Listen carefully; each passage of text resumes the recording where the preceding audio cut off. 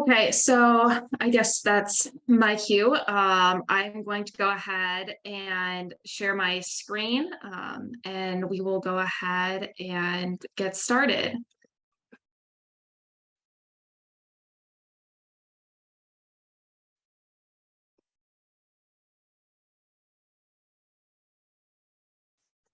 So my name is Sarah Powers. I am currently a graduate student at Cleveland State University. I'm also a full-time secondary intervention specialist at Eastlake High School. So I have 4 years in the classroom at the secondary level. Co-teaching, specifically English, has been my background, and I'm currently working on getting my general education license for secondary English as well. As an interest of mine, and to dive a little bit deeper, I have always been in the co-taught setting. So I wanted to investigate the efficacy of the inclusive setting, especially at the high school level. So I wanted to dive a little deeper into this research. So my main focus was incorporating students with disabilities and general education students into the conversation as so that they can have their insights added as well. So I really wanted to include teachers and students in this research project. So I developed 4 homogeneous focus groups, and we had great conversation, and I analyzed that data, and my goal of the whole project was to create practical applications that that teachers and administrators can use on a daily basis. And then also taking that to the next step. What is future research and future implementation look like in order to have stronger co-taught settings for students? There we go. So the 4 focus groups that I conducted were of intervention specialists, general education teachers, students with disabilities. The students with disabilities, they specifically have a least restrictive environment in a general education setting with an intervention specialist. So they have experience in specifically a co-taught class, and then also general education students. So each focus group had consistent questions about their experiences, but each conversation kind of went down a different path. And it was really interesting to see how insightful everybody's own personal experience and expertise was. So the focus group of intervention specialists really focused on developing successful strategies for that co-teaching, team teaching relationship. So how do you implement yourself as an intervention specialist into a general education classroom? How do you communicate with that general education teacher the needs of your students, as well as your own personal teaching philosophy, and how do you start regulating that partnership? And then, so they really talked about different ways that they have found successful to develop that positive relationship. For general education teachers, we really focused on their reaction and their experience of as co-teaching. Some teachers came outward and said, I don't think it works, I don't like it, would prefer never to have to do it. Some teachers love it and think that it's a collaborative experience, and they would always choose to co-teach. Others said that they have anxiety because they don't know what to expect. Is the other person going to pull weight? Are they going to be challenging? What's that communication going to look like? And the unknowns that almost at the beginning of the school year, it's added pressure and added weight. So I really wanted to take in consideration their experiences of how do we make this a positive experience for educators in their classroom and to the day-to-day instructional experience. The students with disabilities, we really focused on their positive and negative experience with co-teachers. They were very vocal about teachers they liked and that they didn't like, and why that was. So what makes a strong co-teaching team? What makes a co-taught class really effective for them who have learning disabilities or behavioral issues, and what allows them to access that curriculum the most efficiently? Because some students said that based on their experiences, they would actually choose to not have a co-teacher than to have 2 bad co-teachers, or co-teachers that didn't work well together. And then for the students with the general education students, they actually shocked me and overwhelmingly loved having 2 teachers in the classroom. So I was expecting them to think that it was distracting, or they struggled with other students in the class, or it was a slower pace, but they loved having access to 2 teachers. Every single one of them talked about how they liked that they could get more help. They had they got to choose which teacher they kind of worked well with. They were able to get their questions answered and different things explained in different ways. And they overwhelmingly loved to choose a co-taught setting. And the students that I picked, I had 6 students in this focus group, and they ranged of abilities and different backgrounds academically. And so it was really interesting to see even higher achieving students really enjoyed having those 2 educators in the classroom. So one focus group that I enjoyed most, especially because I'm an intervention specialist, was the group of students with disabilities. They loved having a voice. They were this, when I asked students to participate in this, they were overwhelmingly excited that they got to talk about their experience. They talked about how they really love when a co-teaching team has multiple years together because they're so much better when they can finish each other's sentences.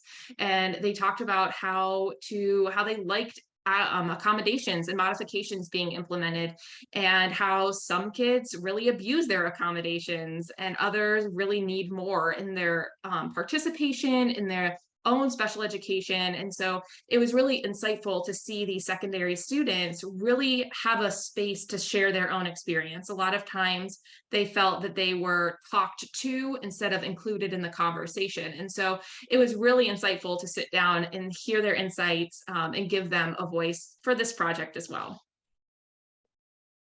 So what are some findings that I found that I thought were going to be applicable to 3 different categories? So the outcomes I targeted towards administrators, intervention specialists, and general education teachers. So the main thing that I found that administrators should be aware of is common planning for co-teachers. That would be so helpful across the board for educators, is that they can unit plan, that they can discuss the outcomes of lessons and student needs as well with that common time. It's really hard when co-teachers don't see each other all day other than when they're instructing. Also consistency. So year to year, the more consistent co-teaching teams can have access to working together, they really can improve how they deliver instruction. For intervention specialists, it really focused on communicating students' needs and applying those interventions. How can they share their voice? How can they show their insights and have a space to advocate for their students without, maybe modifying too much or stepping on a general education or teachers' toes that have been teaching for 35 years and may not be super open to adapting their curriculum. So really finding that way to positively communicate and make positive changes in the learning environment. And for general education teachers, the main themes they took away is clearly communicating those expectation and classroom roles. Who is going to be responsible for what? What areas are going to be shared? What areas are not shared? What are each individual's strengths and weaknesses, and how they can really support each other in the whole process and throughout the academic year. So looking forward, some of the things that are major takeaways are to train and prepare co-teaching teams, having time at the beginning of the school year to meet up, talk, create those plans and who's doing what, and any professional development that is going to be applicable to co-teaching teams together. So a lot of teachers talked about how they had professional development separately, and that really was challenging. So creating that co-teaching team preparedness together would be really helpful. Also, creating a positive learning environment for all students, really focusing on high achieving students, students that struggle, but overwhelmingly creating a differentiated learning environment that really embraces that diversity academically, socially, culturally. But the more diverse and the more inclusive a classroom can be, the more positive the learning experience is for the students, because they really do enjoy learning from other students when they're different. They like having those conversations with somebody else that has a different background or a different experience. And lastly is to implement effective strategies. How do we create a classroom that is effective? How do we transition this and prepare teachers to implement helpful strategies? So one thing I did with all of my research was I created fact sheets. So I have 3 different fact sheets for the 3 different categories, in administrators, intervention specialists, and general education teachers. I have a QR code on the screen. Each one links to the different fact sheet. And this is something that it's a downloadable PDF, but it's something that I think that they can really, if you're in a school where you really struggle with co-teaching or there feels like there's a lack of knowledge on it, you can share and it starts a conversation of how to improve these learning environments. So that was my action research. I really enjoyed the process. This is my first research project, so I'm very new to this whole process, but it was such an amazing learning environment, learning process for myself. And so I hope that these fact sheets are really helpful takeaways for educators to use on a day-to-day basis. Thank you, Sarah. Very, very interesting and very well presented. Dr. Buckley, anything to add before we open the floor for questions?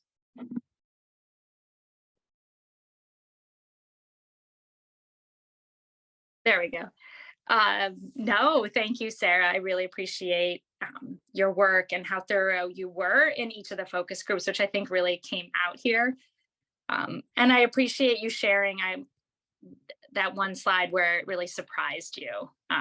And I always love when research surprises us, particularly the gen ed students. So, and go check out her fact sheets. They're awesome. Great, thank you. Any questions for Sarah?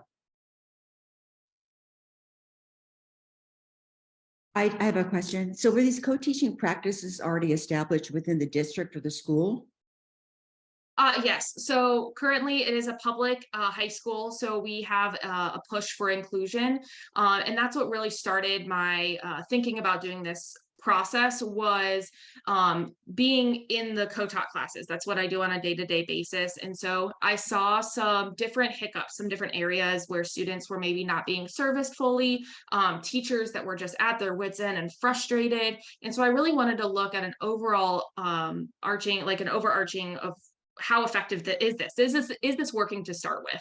And so what I found is in some situations it really is working, so it is established, but there's definitely models and different co-teaching strategies that worked more than others, and so that's really what I wanted to dive into. So I was supporting an intern that was doing a co-teaching model as well in a middle school, and I noticed that she was always like an assistant, more seen as a para. Mm-hmm. So how did you see that also kind of evolving, or the Absolutely, models, the models of friends? Yeah, that's one of the biggest struggles when co-teaching is really finding that model that works well, because sometimes that intervention specialist does ends up being a quiet person in the back of the room that's just like, I have students that ask me all the time, when are you going to be a real teacher? And I'm like, I am a real teacher, promise.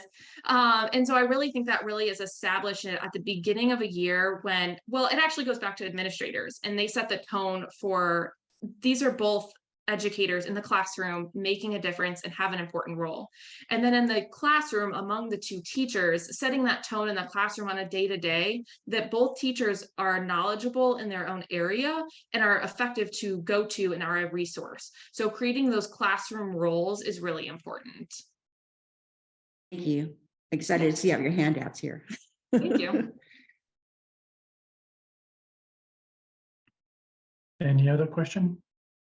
I don't have a question, but I just wanted to say your presentation was great. I actually took some screenshots of the QR codes and sent them to my future co-teacher, because I'm actually co-teaching for the first time with one of our SPED teachers on campus next year. So, and I'm a gen ed English teacher. So I'm really excited to share this with him. Great.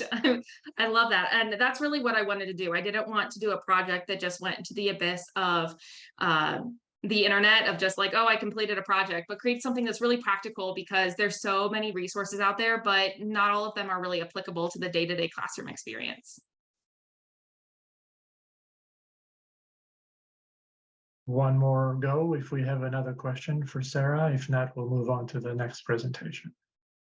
I just had a question about where this sits in your program. Is it your final project? Is it something you iterate on? How does it work? Because this is super interesting, great work. Thank you so much. This is my final independent study. I do look to continue. I'm actually graduating on Saturday. So I am at the end of my master's program, but I do look to continue more research on my own and then maybe further my education one day. But for right now, this was my final independent study. But I do believe that there's a lot more to dive into. And this is just the beginning of conversations in studying co-teaching. Really great job. Thank you. Thank you, Sarah. I echo the sentiments of our guests in the audience, and I look forward to seeing how this topic, which is really timely and very important, how we can build on your own findings, and then how you can refine what you learn from this process to see how we can improve as we go. So thank you once again, and thank you, Dr. Buckley.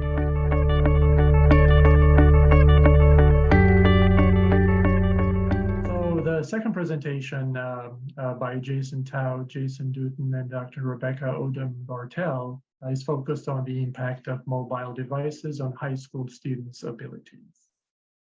So you have the floor. And John Dutton. Hi. Hello. I just wanted to I do want to say awesome and congratulations to Ms. Powers. I've been teaching for 15 years and the co-teaching experiences I've had have been very mixed, but I remain a huge fan of it. And like that partnership and having two adults in the classroom can completely change in a positive way the experience that kids have. So thank you for what you're doing. Please keep doing it. All right, so we, Mr. Dutton and Dr. Odom-Bartel and I are looking at the impact of mobile devices. This project really came from, I like to say, somewhere between 1 and 17,000 conversations with students about their phones in their classroom. And obviously a lot of teacher observations, teacher conversations, and conversations directly with the students. You can go ahead and click to the next slide. So, you know, we have a lot of different, the word I guess I would bring up is differentiation, right? Our students have very differentiated need. They have very different needs in terms of their support around their devices. Some students are completely aware of the impact that their phone has on them and still let it, you know, take over. Some students are aware and are able to manage it. Some students seem wholly unaware, right? And you can have a conversation with them while they're getting a 20% in your class about how their phone is, you know, stopping them from being able to focus on the work they need to do. And they're in full and complete denial. Like, no, I'm able to get my work done. And like, but we have evidence to the contrary that like we can look at right now together. And so the rationale here actually came from, I wanted to do an action research project. Mr. Dutton and I had actually partnered in the past.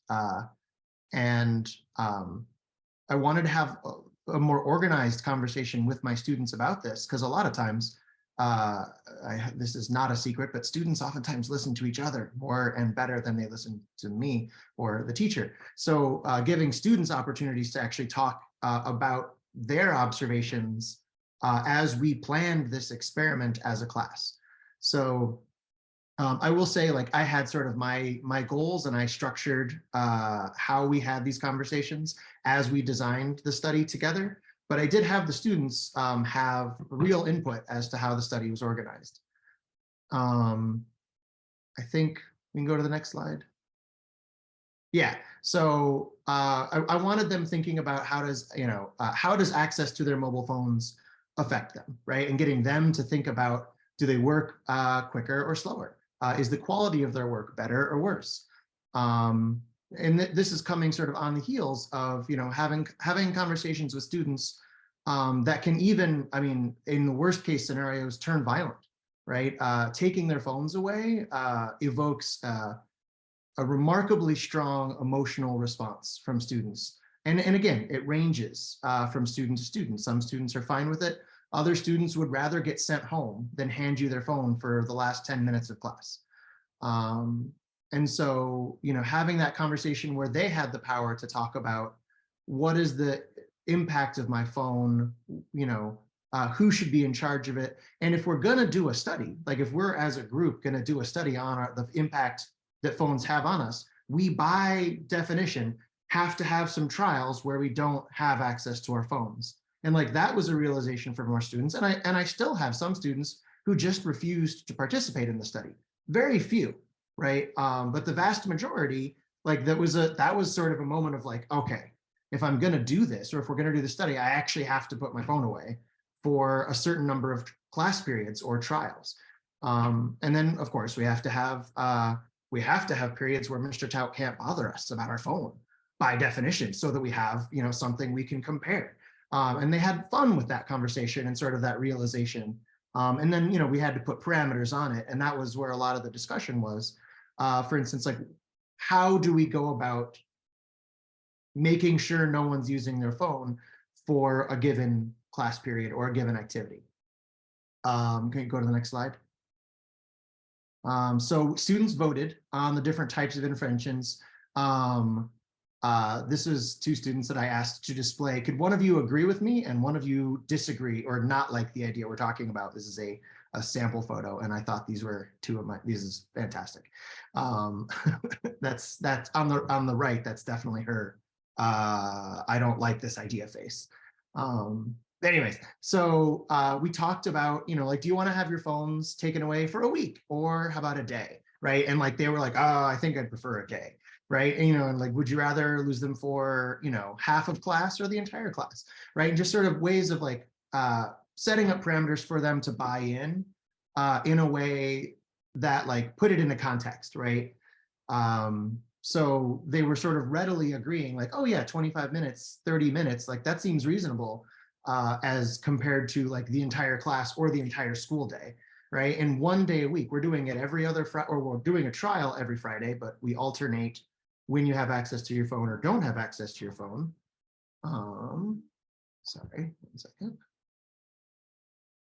And like them sort of really like, oh, if we're talking about 1 day a week, every other week, I don't have access to my phone, right? Like in the context of, well, we could do a trial for a whole week and alternate weeks. They were very ready to be like, oh, okay, no, I like doing this 1 day a week.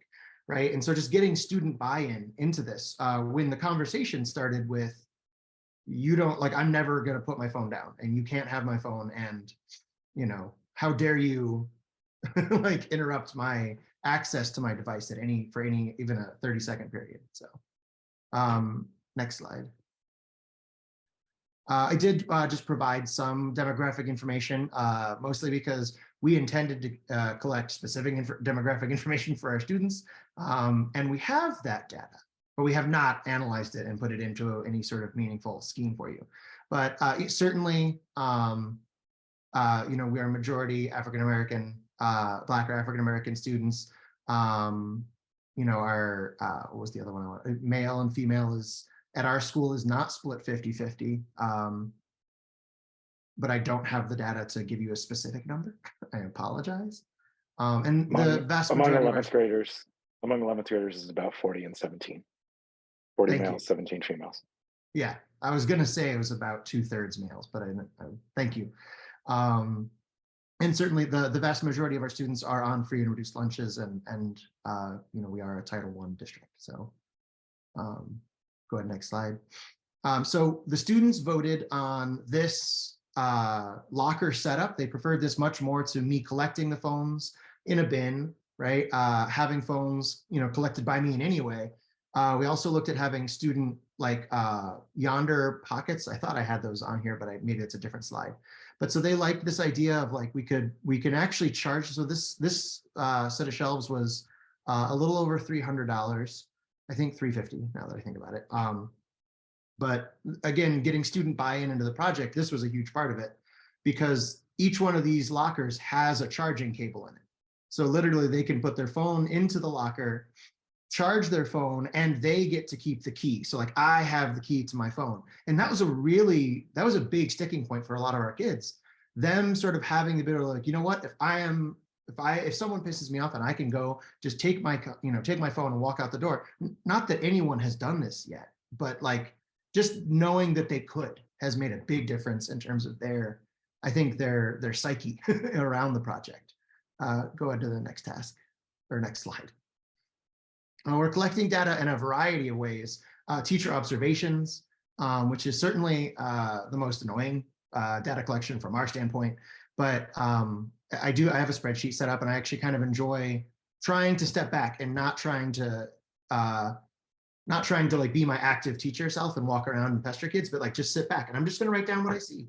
And it's actually kind of enjoyable to take on a different role.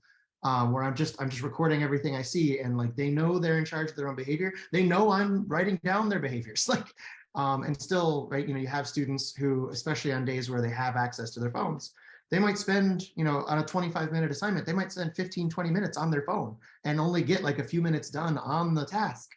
And they know they have to turn in the task at the end of 25 minutes. And it's just, okay, but it's like, and then we have other students who have openly admitted, so like, oh, I worked harder today to stay focused on my work and not get distracted by my phone because I want the data to end up showing that I shouldn't lose my phone. Like, and you're just like, and that's a good discussion around bias. So like, and so there's, a lot of certain things that are going to come up in our limitations discussion.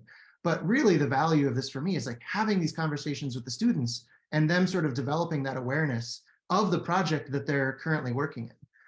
At the end of every activity, they do activities in my chemistry classroom and Mr. Dutton's computer science classroom. And then at the end of the activity, so both the activity is graded, right? Both in terms of how much they complete and the quality of the work.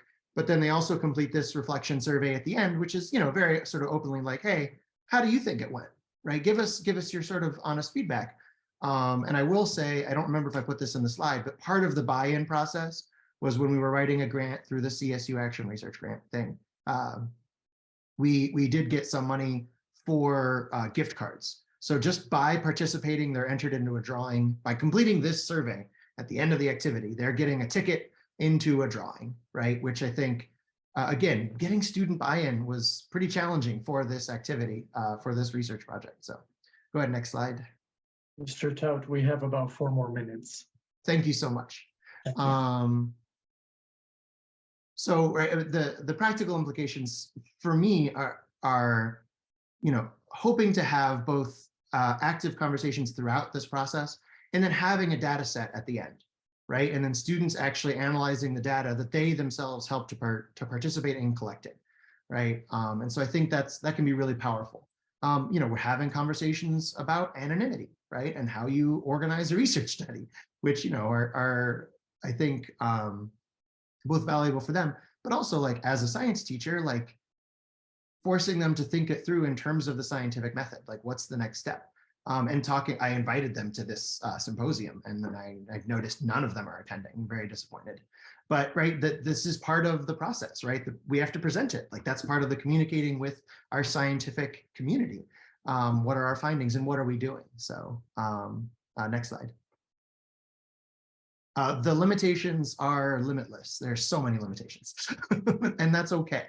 I think, again, something we talk about with the students, something that we can kind of laugh about as we do collect data, right? Our sample sizes are kind of ridiculously small. We have not even 50 students. We have 56, 57 students in the program. Attendance as in much of our district, right, on any given day is hovering around 70 to 80%. So, and then some students have opted out, and then right, it's just sort of on top of there's you end up with a very small n, right, in terms of looking at the actual data that we're collecting. It is still, though, worth looking at and then discussing that limitation with students, right? Wouldn't it be cool if we could do this research project across all CMSD, right? And then we would have this huge number of entries. We didn't start until the 4th quarter, in part because getting your acts together is not necessarily my strong suit, but it has come together, and I will say part of the process has been not just getting all of our ducks in a row, but actually figuring out what it would look like in a classroom. There's lots of sort of spin-offs. Oh, there's the yonder case. There's lots of spin-offs that we're kind of excited about that we could do next year. First and foremost, just continuing this study as is, as a structured conversation with next year's juniors, and making it a longitudinal study for a greater, so something that could change even from quarter to quarter, or not necessarily change, but we could run it from quarter to quarter across an entire school year. Now that we've got the lockers, right, that is a lot easier, and we can, have these conversations and, sort of see the data collection in real time over the course of a year. Certainly, we are excited about the potential for expanding the study, switching up the way in which we limit access to mobile devices, such as the Yonder case, which is an individually locked case. So the students physically hold on to their phone, they have that case on them, but it's locked, so they can't access it.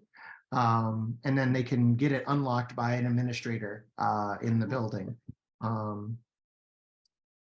Certainly there's a variety of different ways we could spin this off. But I think is the next slide our references. Yeah. So that is our study. Mr. Dutton, did you want to add anything before we open it up to questions? I think we're short on time, but it's been a really interesting study. Thank you both. Dr. Odin Bartel, anything to add before we move on to the next presentation? I recommend holding on to the questions till the very end so that we can have a bit more time about that. So is Dr. Bartel here?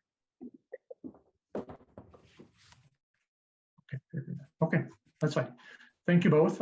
Very, very interesting. I jotted down some ideas. I'll make some final comments after the third presentation, and then I hope that those comments would ground future questions or comments you might have for the presenters. So with that in mind,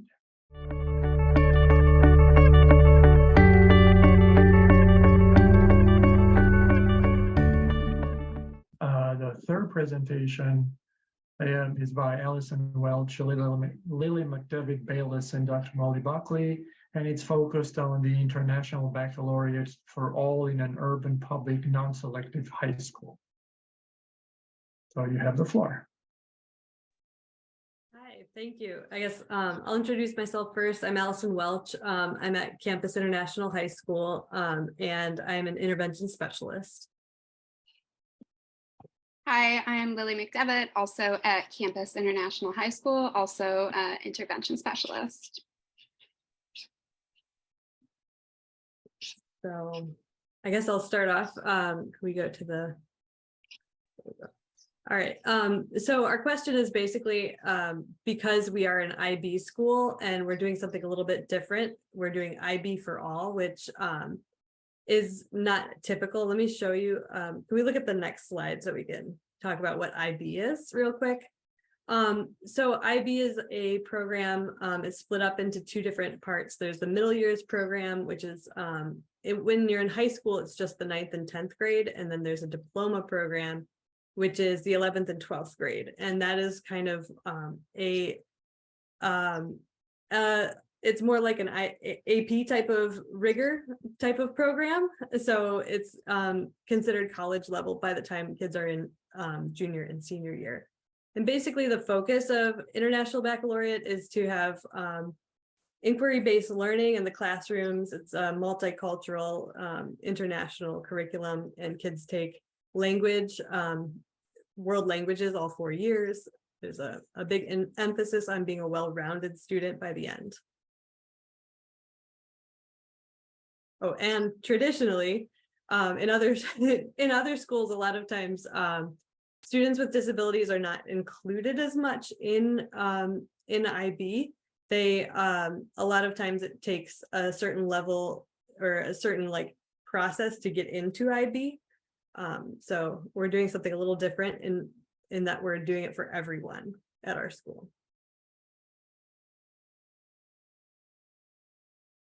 Some background information about our school, Campus International High School.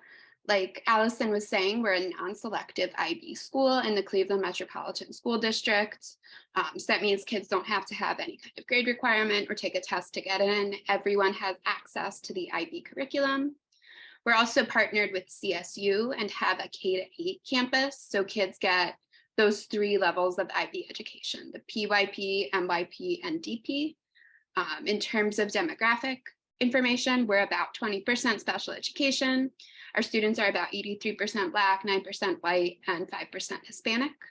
And we use the intervention specialist co-teaching model in English and math classes. Other classes, kids don't have the support of a co-teacher per se, but accommodations and IEPs will follow them into the class. And there's often collaboration with intervention specialists.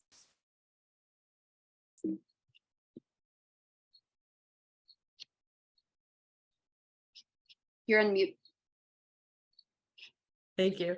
So this is preliminary research. We're looking into basically what is going on, how are we serving our students with disabilities in this IB for All framework. We really wanted to focus this, since it's a kind of the first time we're digging in on just what's working for students with disabilities.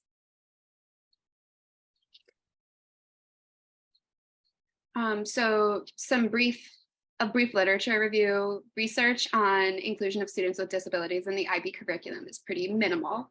It's not something that is typically done. So we had some trouble finding specific research on that question. We found one article that was discussing how IB education could help to reduce achievement gaps. It particularly talked about large urban districts providing IB education in a non-selective manner, which is what our model is. Other educational researchers, we see this emphasis on the importance of high expectations, which is a really big part of IB. So I think that general research really translates to our question. Another big piece is teaching habits of mind or teaching study strategies, which again is something that is explicitly taught in IB.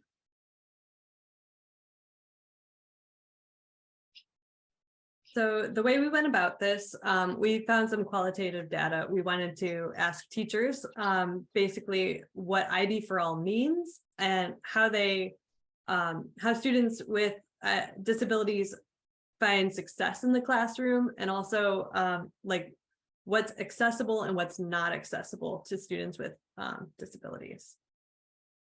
So we gave this, we can go to the next slide too. We sent this survey to teachers that were in the past teachers from our school, and also current teachers from our school.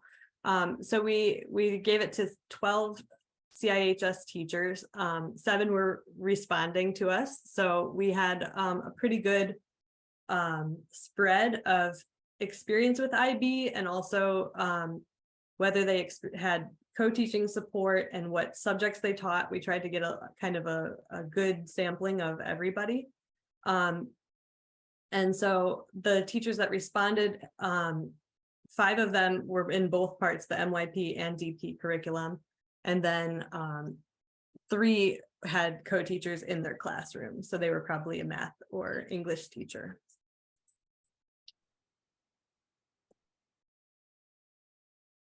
So in terms of IB for All, which is our motto and has kind of defined the purpose of this study, we asked teachers to rate on a Likert scale from 1 to 5, the degree to which they believed an IB model, IB for All, could function.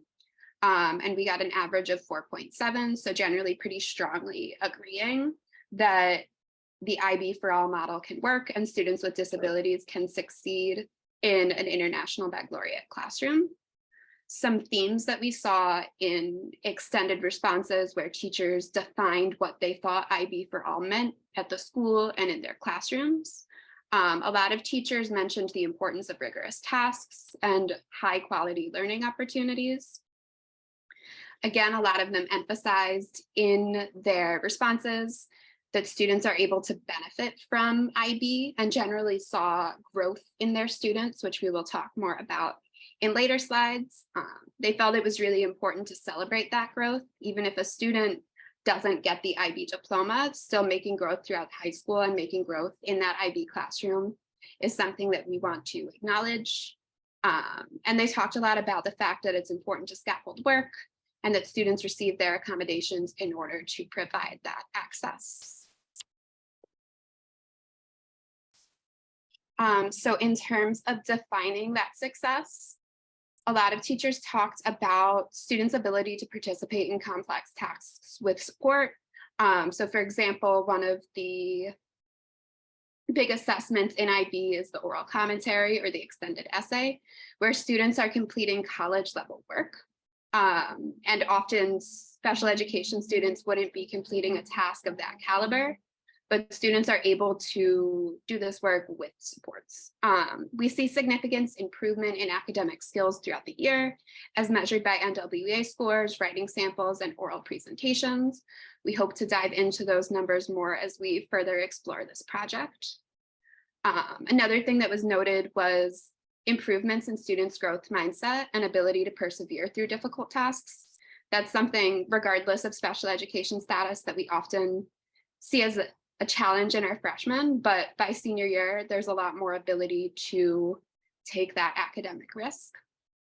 And then lastly, people emphasize the importance of student buy-in and the support of special education team in order to gain that access to success. So some things that we saw as accessible in the IB curriculum is IB's emphasis on flexible outcomes.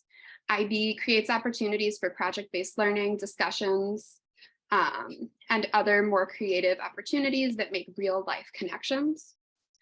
Students have had success in language learning. All students at our school take language all 4 years, which again, often would not be the case for a student in special education. There's also a focus on building skills over memorization, which is really important for a lot of kids, and collaborative learning, which creates space for kids to work with their peers and everyone can bring in their strengths.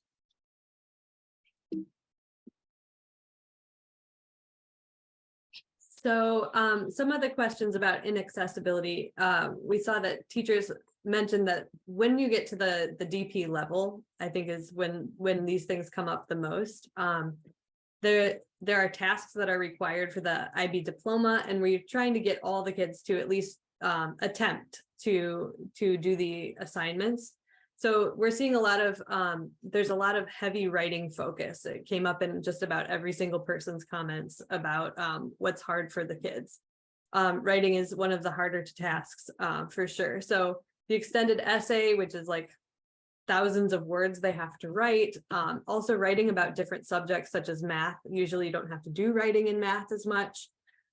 This requires like a full paper. So kids are not used to that, but we also see that that's also a problem across the board. A lot of kids are not used to writing about math. So the other things that kind of came up were pacing of the curriculum. A lot of things are a little more set in those upper grade levels. So they have to meet certain criteria by certain times. And a lot of times it's hard to get those interventions going at the same time and get the kids on pace with their peers.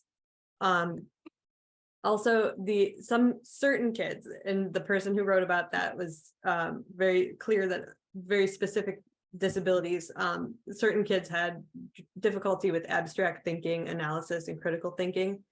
And then there's also like a culture that happens sometimes in our district about being passed along from grade to grade without always mastering content. And so a lot of kids think that they can still do that at this level. And it doesn't really work out in IB very well. So, and like a lot of those exams and official tasks, if you're focused on those things as the learning outcome or as the success of the curriculum, a lot of times you're not going to see the results from all of the kids with disabilities. Friendly reminder, we have about 2 more minutes. Okay.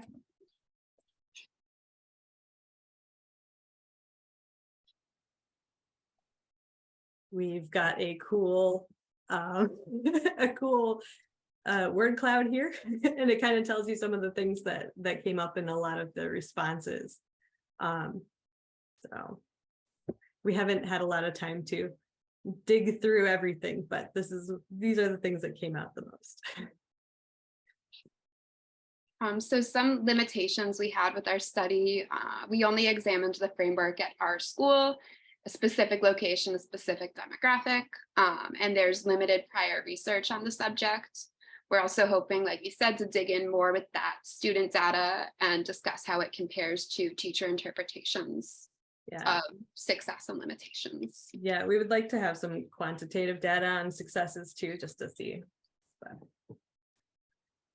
So in conclusion, right, we are arguing that students with disabilities can succeed in an IB setting given support factors such as teacher planning and collaboration to meet the needs of learners, students receiving extended time and other accommodations, specifically those special education students who have the support of an IEP, and ensuring that the school is adequately staffed to support students and make sure everybody's individual needs are being met.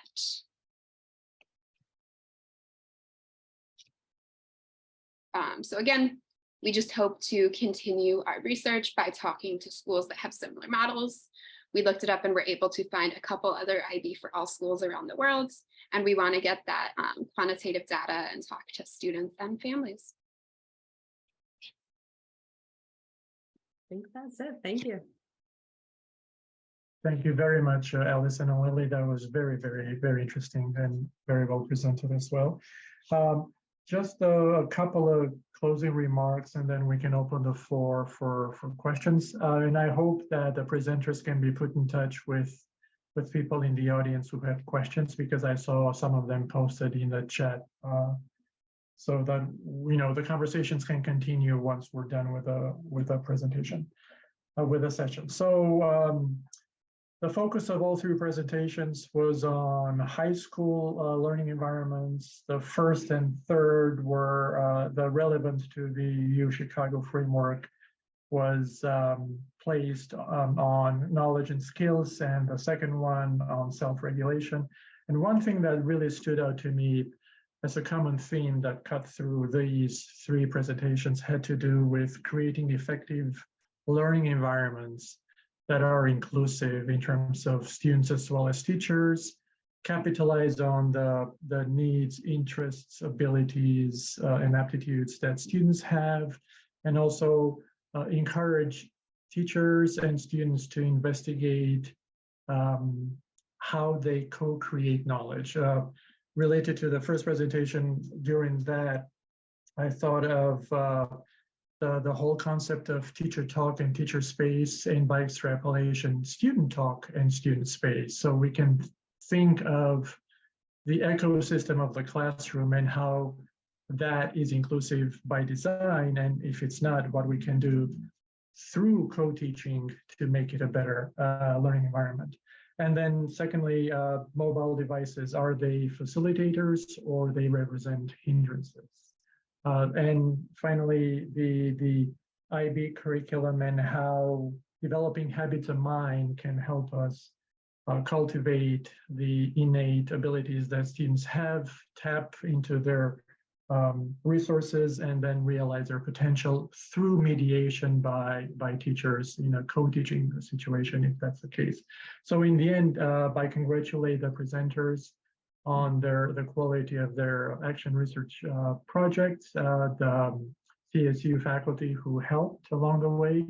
And now, without further ado, if there are any comments or questions, the session should end in 2 minutes. The next one starts at 5:45. We can take as much time as we need so that we have some good closure to this session. Thank you all. Questions, comments, something that comes to mind?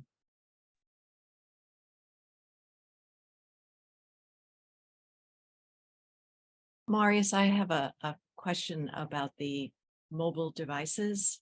Sure. I think Brooke Loveday posed something similar, but I was really interested in the policy of placing the phones in the lockers. where they were being charged. And if I understand it correctly, that the students could access them as needed. I was interested in asking the presenters if they would consider researching that as a policy option. There was some mention of the lockable phone case, and maybe that's where they're headed, but I just thought that the elements of student choice and the charging seem very interesting. I'd love to see that pursued perhaps as a study.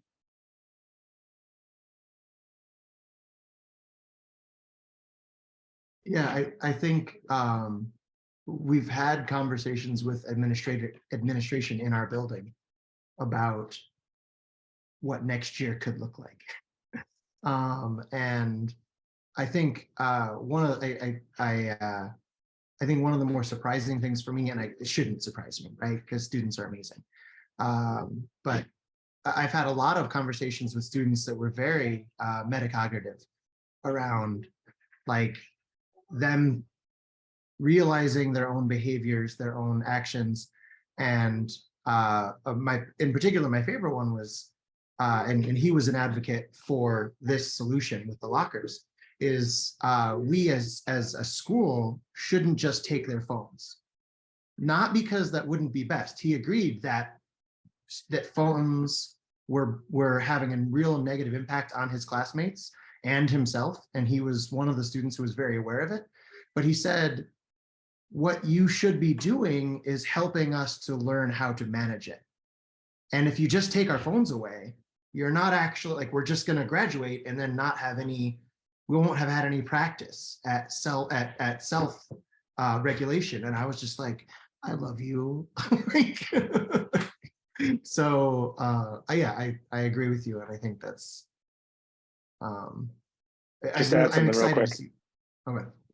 Yeah, they don't really access them during the period.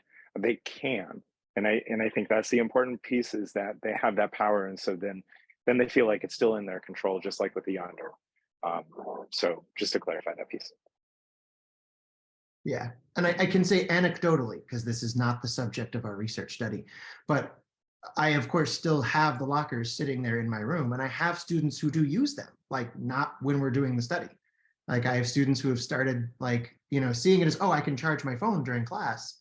I just have to put it in this thing and then I lock it, and then it's not on their person, right? And I think that actually does, like they're starting to pick up on like, oh, I get more work done if I charge my phone over there, as opposed to like charging my phone, on a cord so that it's sitting right next to me while I'm working. And like just that removal of 10 feet and the inconvenience of having to unlock a locker, right? Like, is enough to remove the sort of instantaneous gratification of like, oh, I got a text, I got to check it right now, and it's going to interrupt the work I'm doing. Oh, maybe I'll keep working. I'll check my texts in 10 minutes when I go get my phone. So, and again, completely anecdotally, but I have seen that happen a few times. So. Thank you. Thank you, Jason. And I agree that with the quote from your student really resonated with me. The idea of, just instead of using the mobile technology tools at our disposal to help them learn how to use them to benefit them as they graduate from high school, as they move to college, as they graduate from college. Yeah, I mean, in the end, we would do them a disservice by not working with them in terms of what interests them and showing them other ways to use those technologies to advance their skills. So great, thank you. All right, we have 2 more minutes before the second session starts. Thank you all for your time and interest in presentations. It's been great, and looking forward to learning more about the follow through studies. Thank you once again. Bye.